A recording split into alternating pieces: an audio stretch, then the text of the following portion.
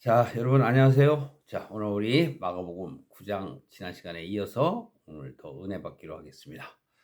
지난 시간에는 9장 1절부터 13절까지 말씀을 나눴는데 예수님께서 사랑하는 제자들 가운데서 베드로, 요한, 야고보를 데리고 변화산에 가서 모세와 엘리야와 함께하는 그 변화된 당신의 모습을 나타내십니다. 나타내신 이유는 지난 시간에 말씀드렸기 때문에 오늘 새삼스럽게 다시 말씀드리진 않겠습니다만, 다 무엇이 전제되느냐 하면 믿음입니다. 예수님께서는 이 세상에 오셔서 하나님의 일을 마치신 이후에 돌아가셔야 될 심을 아시고, 당신이 돌아가시기가 얼마 안 남았고 또 그 사이에 제자들의 믿음을 발전시켜 나가야 되었기 때문입니다. 그렇다면 오늘도 우리는 무엇을 볼까요? 그렇습니다. 믿음을 볼 수 있습니다. 제자들의 믿음이 어떠한가? 또 거기에 반해서 여러분과 저의 믿음은 어떠한가 생각하는 그러한 시간을 여러분들이 가졌으면 합니다. 오늘 우리가 9장 14절부터 50절까지는 다 보지 못하고 시간상 우리가 32절까지만 말씀을 나누기로 합니다. 자, 그런데 오늘 14절부터 마지막 50절까지의 이야기는 바로 무엇이냐면 믿음의 진전됨과, 첫 번째 32절까지는 믿음이 연약함을 나타내시며 왜 너희들이 믿음이 그렇게 연약한가를 스스로 한번 자문해봐라 하는 의도가 있습니다.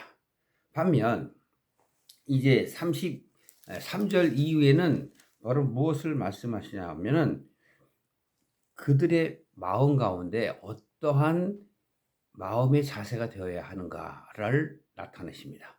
자, 그렇다면 오늘 우리가 전반부 말씀을 보기로 하겠습니다. 14절 보실까요?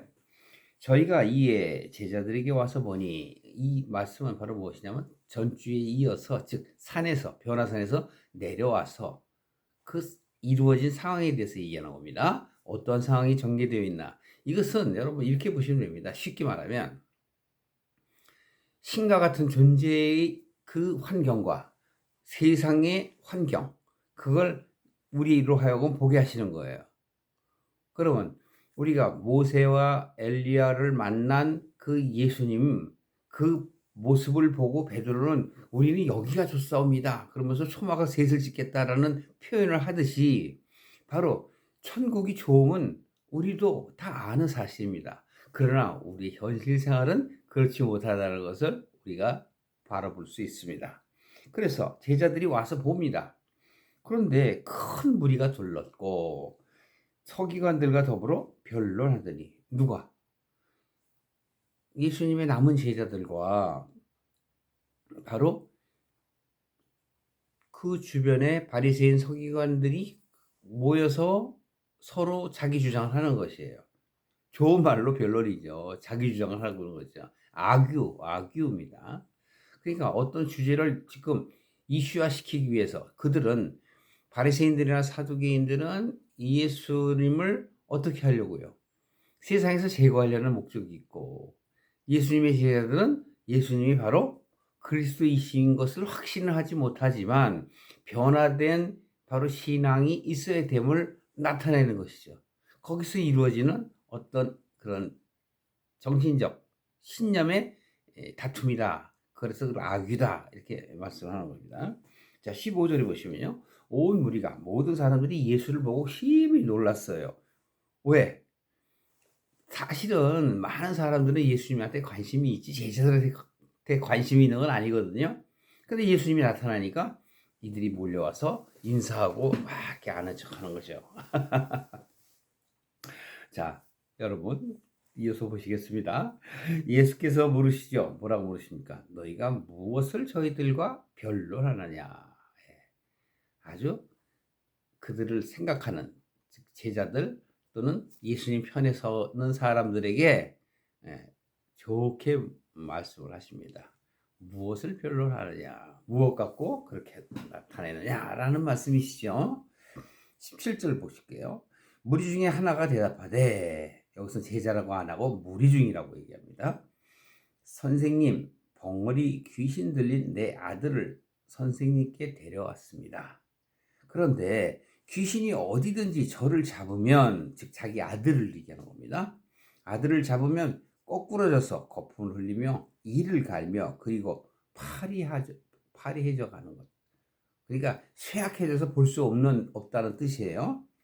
또 이를 간다 그랬죠. 내가 선생님의 제자들한테 좀 내어 쫓아달라고 부탁했으나 저들이 능히 하지 못하더이다 그래요. 예수님의 제자들은 이미 많은 소문이 났어요. 왜? 예수님께서 성령의 권능을 주고 그 제자들에게 나가서 체험을 하게 한 그 사건 기억나시죠? 많은 제자들이 나가서 사역들을 감당하고 신이 나서 예수님한테 보고했던 그 사건 말입니다. 그랬는데 바로 그 제자들이 그렇지 못하더라라고 말하고 있는 것입니다. 그래서 이렇게 얘기합니다.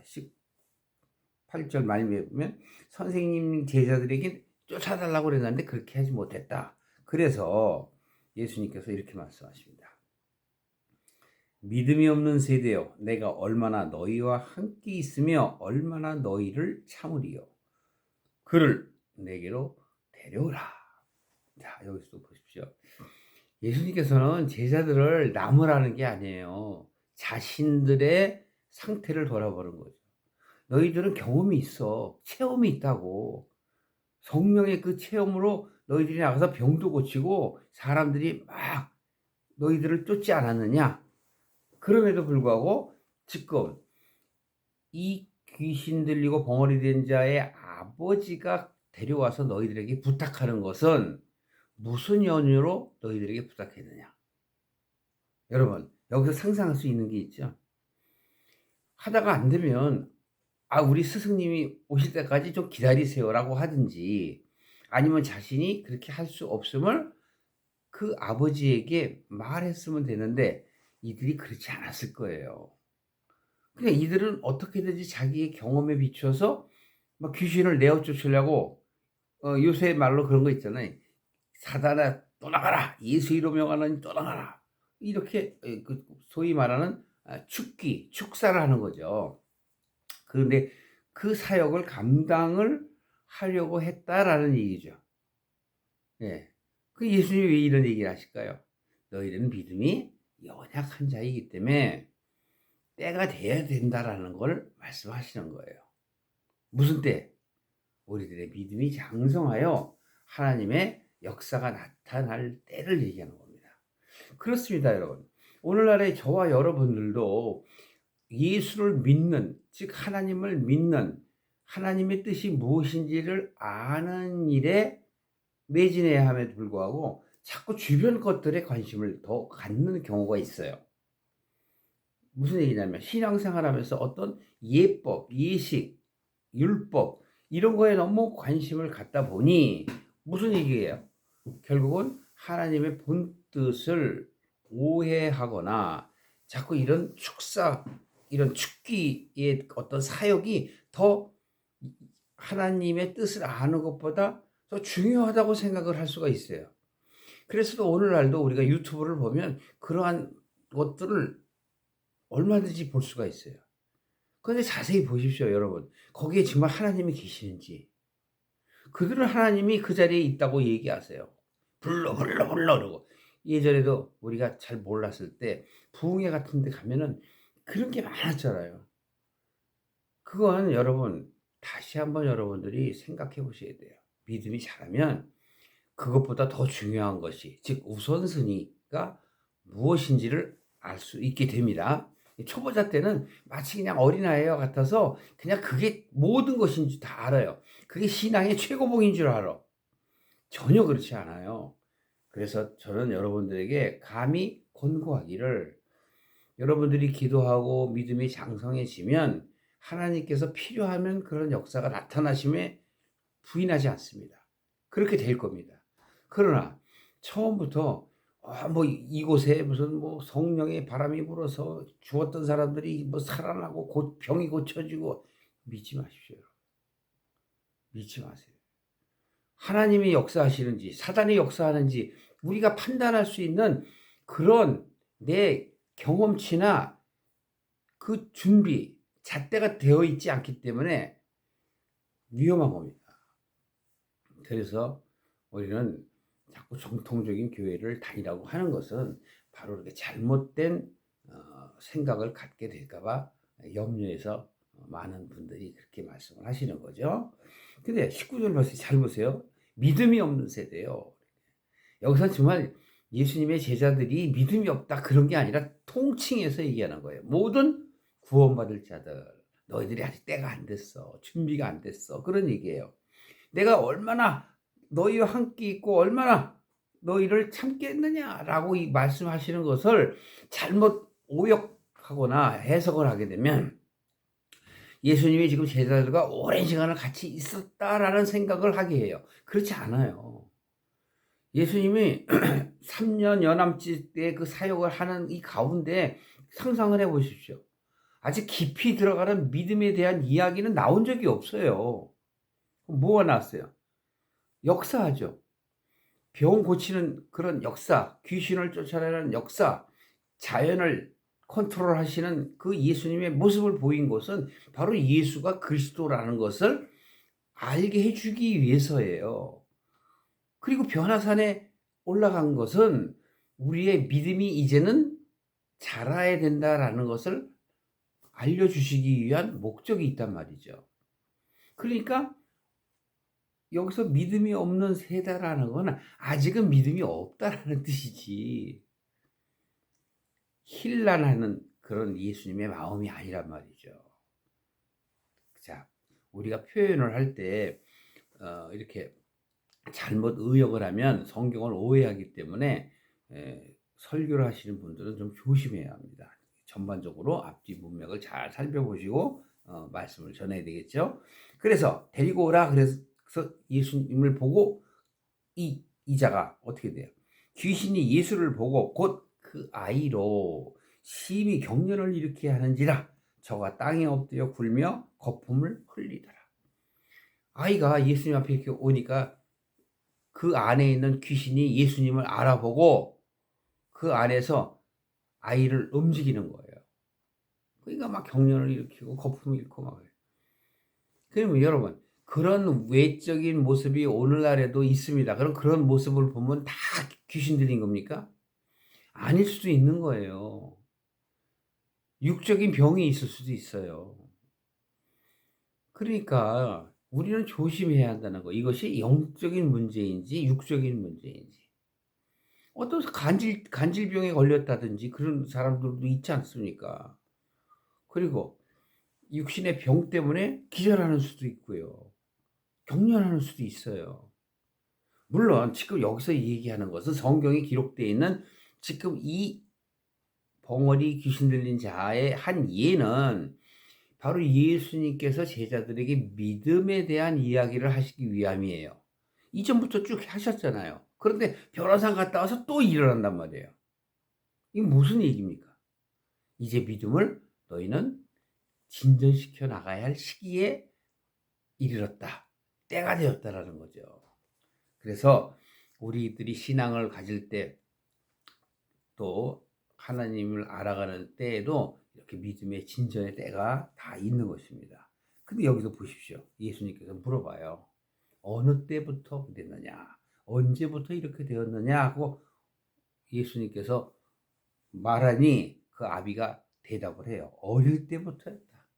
그러면 벌써 어릴 때부터라는 것은 이 지금 환자가 어느 정도 되었다는 얘기잖아요. 시간의 경과가 있기 때문에 어린아이라는 표현을 써서 그럼 그때까지 왜 안 고쳐졌는데 오늘 이 시간에 나타났을까요? 예, 우리들을 위해서 예수님이 이 귀신을 쫓는 역사를 다시 한번 우리들에게 보여주시기 위해서예요. 그래서 22절 중반 이후에 보면 이렇습니다. 귀신이 저를 죽이려고 물과 불에 막 떨어지게 막 만들고 또 그런데 불구하고 도저히 어쩔 수가 없었습니다 라는 뜻이에요. 그러면서 이제 하는 말이 그러나 무엇을 하실 수 있거든 우리를 불쌍히 여겨서 도와주십시오라는 말이에요. 여기에 포인트가 있는 거예요. 제자들과 바로 이 환자의 아버지를 우리가 다시 한번 살펴보세요. 무슨 얘기인가? 잘 살펴보셔야 됩니다. 그냥 넘어갈 수 있어요. 근데 보세요. 무엇을 할 수 있거든. 영어로 얘기하면 if you can. 네가 할 수 있다면 이란 뜻이란 말이에요. 그럼 할 수 없다면은 뭐야? 하지 말라는 얘기잖아요. 할 수 있다면이라는 전제 조건을. 그러면 마음속으로 내가 소문을 듣고 왔긴 왔지만 믿음이 없는 거예요. 혈류병에 걸린 여자가 어떻게든지 예수님 옷자락이라도 내가 붙잡으면 나는 구원을 받을 수 있을 것이다. 병이 낫는 걸 넘어서서 구원을 받을 수 있을 것이다라는 그 대목과 현재의 대목은 아주 다르잖아요. 천양지차라니까요. 그러니까 여기서 보십시오. 이게 뭐예요? 믿음이 없지만 만약 당신이 그렇게 할 수 있다면 그것이 사실이거든. 증거를 보여주신다면 내가 이제 믿겠습니다. 이런 뜻이에요. 이게 보통 오늘날에 그냥 교회 다니는 교인이라고 얘기하는 사람들의 모습이란 말이에요. 예수님 때도 보여주셨고 오늘에도 우리들에게 보여주시는 말씀이란 말이에요. 그러니까 결국은 우리가 어쩔 수 없는 도저히 극복해낼 수 없는 처지에 있어야 이제 믿어볼까? 그러고서 예수님께 나온단 말이죠. 그래서 23절에 보면 예수님께서 이렇게 말씀하세요. 할 수 있거든요. 무슨 말이냐? 믿는 자에게는 능치 못할 일이 없느니라. 요 말씀을 갖고 또 수도 없이 또 많이 사용을 하죠. 할 수 있거든요. 무슨 말이냐? 이건 뭐예요? 조금 전에 바로 막 예수님께서 제자들에게 하신 말씀이잖아요. 믿음이 없는 세대야.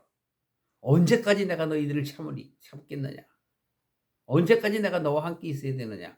예수님은 이제 잠시 후에 얼마 후에 가셔야 되거든요.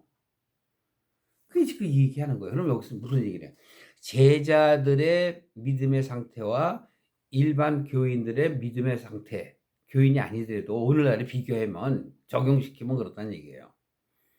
이 두 부류, 두 대상을 우리로 하여금 보게 하시며 너희들은 제자들의 위치에 있을래? 아니면 이렇게 자기 자신의 환경이나 상황을 극복하고자 위해서 신앙생활을 할래? 그럼 후자에 얘기한 건 바로 뭐예요? 그걸 믿음이라고 볼 수 없는 거라고. 자기 자신이 이루고자 하는 걸 이루면 믿음이 떠나갈 수 있잖아요. 그런데 제자들은 어때요? 예, 예수님의 뒤를 이어서 복음을 증거할 자들이란 말이에요. 앞으로 사도행전도 써야 되고 많은 서신서도 써야 되고 실제로 행함도 그들에게 보여주는 모범의 본을 보여야 할 자들이란 말이에요. 그게 달라요. 그래서 여기서 뭐예요? 제자들의 믿음이 우선되는 거예요. 자, 좀 더 보겠습니다. 그런데 24절에 이제 그럽니다. 예수님께서 할 수 있거든요. 무슨 말이냐? 믿는 자에게는 능치 못할 일이 없다고 얘기했더니 확 이제 기가 죽어갖고 그 아비가 하는 말이 뭐라고 해요? 소리를 쳤습니다. 내가 믿습니다. 믿습니다. 믿음이 없는 것을 도와주소서. 여기에서 반전이 되는 거예요. 반전. 이게 깨달음이에요. 믿음이 없다는 것을 지금 제자가 아닌 다른 대상인 즉 환자의 아버지가 깨달은 거예요. 이걸 보고 일반적인 지금 신앙을 갖고 있는 뭐 기본적인 신앙이라고 하는 것이 더 나을까요? 그냥 교회에 다니는 사람들이 바로 요 상태란 말이에요. 근데 어떻게 해야 돼요? 자복을 해요. 믿음이 없는 것을 도와주소서. 그럼 어떻게 해요? 믿음을 갖게 해달라는 거잖아요. 이게 바로 뭐예요? 오늘날의 기도입니다. 기도. 믿음이 없다는 것을 스스로 인지하고 첫째, 인정하고 둘째, 기도하는 것, 드러내는 것, 자기에게 적용시키는 것. 이게 기본적이란 말이에요. 기본. 자, 그러면 오늘의 지금 말씀은 바로 뭐예요? 믿음이 없음을 나타내는 거예요. 아니면 믿음의 상태를 얘기하는 거예요? 그렇습니다. 둘 다 해당이 되는 거예요. 자기 자신의 믿음의 상태를 돌아보고 각자에 맞춰서 어떠한 믿음을 가져야 될지를 지금 예수님께서 변화산에서 내려오신 이후에 큰 틀에서는 바로 베드로, 요한, 야고보요. 작은 틀, 각자 개인에게 맞는 그 말씀은 바로 우리들이 스스로 자기의 믿음을 돌이켜보라는 거죠. 그럴 때 25절에 예수님께서 귀신을 명합니다. 꾸짖습니다. 여기서 꾸짖는다고 표현했는데 그 꾸짖는 것 그런 게 중요한 게 아니라 예수님은 이미 이전에도 다 보여주셨잖아요. 여기서 예수님께서는 명령하십니다. 벙어리 되고 귀먹은 귀신아, 내가 네게 명하노니 그 아이의 몸에서 나오너라. 그리고 다시 들어가지 말라. 이게 중요하단 말이에요. 어떻게 하라고? 다시 들어가지 말라. 우리는 내어 쫓는 것만 배웠어. 보고. 겉으로만요. 그런데 어떻게 돼요? 다시 들어가지 말라. 그 얘기는 뭐예요? 그 아비로 인하여 그 아이가 증명이 된 거란 말이에요. 확증이 됐어요. 확증이 된 거를 보게 하고 그 아비가 내가 믿음이 없는 것을 도와주세요 했잖아요. 그러니까 예수님께서 너가 앞으로 그 믿음을 유지하고 믿음의 길로 가려면 어떻게 한다고? 귀신이 다시는 들어가지 않아야 된단 말이에요. 그래야 확증이 되니까. 그러니까 여러분 잘못 말씀하시면 안 돼요. 예수님께서는 깊이 말씀하시는 거라고. 그랬더니 26절에 귀신이 소리 지르고 아이가 심히 경련을 일으키고 정상화되는 거죠. 그런데 이 아이가 이제 죽은 것처럼 확 보여져요. 귀신이 떠나갈 때 그 상태를 보고 사람들이 어이쿠 죽었네. 이건 믿음이 없는 사람들이 볼 때 죽었네 그러는 거예요. 그래서 우리는 이러한 상태를 보고 나는 어떤 수준의 믿음인가를 우리가 가늠해 볼 수 있으며 27절에 예수님께서는 그 죽은 자처럼 다 보였지만 예수님께서는 그 아이의 손을 일으키셔요. 여기서도 또 있죠. 터치, 역사, 하나님의 은혜가 임하시는 거예요. 그랬더니 바깥으로 볼 때 육으로 죽은 자가 어떻게 해요? 이러니 영혼이 살아나는 거예요. 죽었다가 살아났다는 뜻이 아니에요. 바로 영적 거듭남을 얘기하는 거예요. 우리에게 거듭나라 하면 뭐예요? 육신이 다시 사는 것을 거듭나는 게 아닙니다. 영혼, 하나님의 영을 되찾아서 내 생각이 바뀌는 것, 그게 영혼이 거듭나는 거예요. 그래서 여기서 28절에 보면 예수님께서 집에 들어가시면 제자들이 와서 이제 종용이 묻다. 이해가 안 가. 계속 물어보는 거예요. 어찌하여 우리는 능히 귀신을 쫓아내지 못했을까요? 라고 얘기해. 우리 경험이 있었는데 왜 저희가 안 됐을까요? 라고 했더니 이 제자들이 갖고 있는 의문이죠. 성령 체험했다고 믿음이 확 생기는 게 아니라니까요. 이제 시작이에요. 스타트. 달리기를 할 때 보면은 무슨 선수가 돼야 달리기를 하지 않습니까? 그래서 달리기를 하려면 스타트 라인에 서야 되잖아요. 그래서 예수님께서 이렇게 말씀하십니다. 기도 외에는 다른 곳으로는 이런 곳으로 즉 이런 유가 나갈 수 없느니라. 그러니까 기도 외에는 깨닫고 내가 그렇게 할 수 없다는 그 믿음을 갖고 있는 것을 인지하고 기도 누구한테? 하나님께 기도하면 어떻게 되나요? 극복할 수 있다. 그렇게 할 수 있다는 거잖아요. 그러니까 결국 내가 하는 거예요? 하나님이 하는 거예요? 하나님이 하시죠. 하나님께서 하시는 거예요. 그래 이제 제자들이 뭐라고 하겠어요? 할 말이 없죠. 맞잖아요. 그 이후에 예수님께서는 이제 그곳을 떠나서 갈릴리 가운데로 지나가십니다. 갈릴리는 뭐예요? 세상을 얘기하는 거예요. 어촌이라고 말씀드렸잖아요. 갈릴리 호수, 갈릴리 바다. 즉 세상과 세상 언저리에 있는 세상 속에 있는 사람들을 나타내는 거잖아요. 예수님께서 제자들을 택하면서도 내가 너로 하여금 사람을 나누는 어부가 되게 하리라 하신 것처럼 짐승 같은 수준에서 이제는 영적인 제대로 된 사람다운 사람으로 변하게 하시겠다는 것 아니겠습니까? 31절에 보시면 이렇게 말씀하십니다.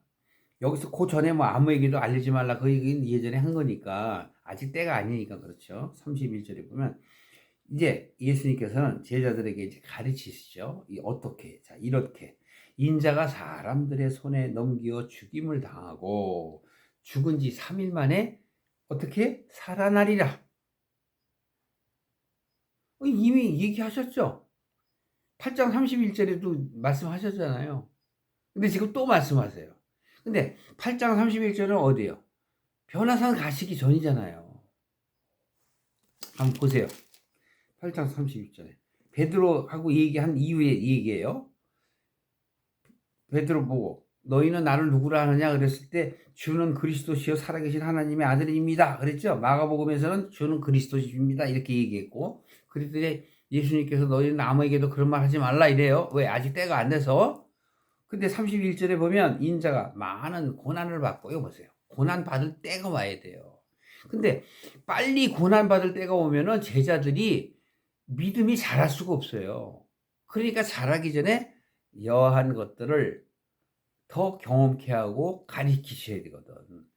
그래서 놔두신 거예요. 그래서 여기서 그 말씀을 미리 하는 거예요.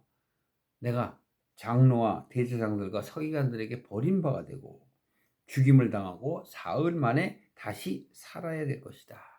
그 얘기를 처음 하셨다. 그래서 비로소 저희에게 가르치십니다. 근데 제자들이 무슨 말인지 못 알아들었다 그랬었잖아요. 근데 지금 두 번째 지금 벌써 또 뭐래요? 변화산에 갔다 온 이후에 귀신 들린 자, 벙어리 들린 자, 그 이전에도 있었잖아요. 그 이전에는 영적으로 너희들이 변화되어야 된다는 걸 얘기하고 지금 9장에 오늘 우리가 은혜를 나누는 이 말씀 속에서는 현재의 너희의 상황과 또 일반의 상황, 일반 신도들의 상황 을 포함한 세상 사람들의 생각 그걸 보이잖아요. 그래서 사람들이 귀신이 떠나도 사람들은 그걸 보고 죽었다 이렇게 표현하잖아요. 그런데 예수님께서 어떻게 해요? 터치 잡아 일으키셔. 그러니까 예수님께서 역사하시는 바로 주체 주권자란 말이에요. 그걸 보여주세요. 왜? 믿음 잘하라고. 맞아. 네가 나를 그리스도라고 얘기한 그게 맞아. 그러니 너희는 이제 그리스도의 정식 제자로서 믿음이 발전돼야 돼 라고 하시는 겁니다. 31절 보세요. 예수님께서 인자가 사람들의 손에 넘겨 죽임을 당하고 죽은 자 가운데서 3일 만에 다시 살아나리라 라고 하시잖아요. 3일 만에. 그게 10장에도 있어요. 10장 한번 보세요. 10장에도 이 영웅 10장 33절 보세요. 보라 우리가 예루살렘에 올라가노니 인자가 대제사장들과 서기관들에게 넘기우고 저희가 죽이기로 결단하고 이방인들에게 넘겨줄 것이고 그들이 나를 능욕하며 침뱉으며 채찍질하고 죽일 것이니 저는 3일 만에 살아나리라. 3번 하는 건 뭐죠? 우리나라 그 말에도 있죠. 속담에도 3~4번이라고. 확고한 사실 3~4번이잖아요. 절대 물을 수 없는 것. 그게 또 10장에 31절, 33절, 34절에 가면 또 말씀을 하시는 거예요. 그럼 여기서 왜 이 부활을 3번 말씀하시는가? 지금 무엇을 전제로 하고? 모세와 엘리야와 예수님께서 만나서 대화하신 것처럼 하나님의 뜻이 예수가 그리스도이심을 그 세 제자를 통하여 대표된 제자들을 통하여 보게 하시고 또 그들로 하여금 그 다른 제자들이 귀신을 쫓아내지는 모습과 또 귀신을 데리고 귀신 들린 벙어리 그 환자를 데리고 온 그 아비의 모습을 보며 이들의 믿음에 어떠한 계기가 되기를 예수님께서 바라시는가 하는 거에 대해서 우리들이 살펴보셨다면 오늘 우리가 하나님의 말씀을 제대로 본 겁니다. 그래서 이 이후의 말씀이 이제 뭐냐면 우리의 마음의 상태가 어떤 식으로 되어 있어야 하겠느냐. 믿음이 자라려면 어떤 너희들의 마음이 되어야 되겠는가 하는 걸 말씀을 하시는 거예요. 그래서 그 말씀이 바로 우리에게 소금이 되어야 된다. 그런 얘기를 하는 거예요. 밑도 끝도 없이 그냥 툭 튀어나온 말씀이 아니란 말이에요. 하나씩 하나씩 우리의 믿음이 자라고 예수님께서 바로 그들의 그 마음을 배려해서 다투는 것도 별로라느냐고 좋게 좋게 말씀하시고 또 할 수 있거든이 무슨 말이냐 믿는 자에게는 능치 못함이 없느니라 하면서 경험이 되어 있던 제자들이 다시 한번 이거 어떻게 되고 이게 무슨 일이지? 우리 저번에 잘 했었잖아. 근데 왜 이래? 자기 자신을 다시 한번 돌이키시고 그리스도의 반석 위에 집을 세우시기 위해서 오늘 이러한 사건들이 일어나고 있는 것입니다. 그렇다면 여러분과 저는 어떠한 사람으로 어떠한 믿음의 상태를 갖고 하나님께 나아가야 될 것을 다시 한번 생각해 보는 그런 시간이 되셨으면 합니다.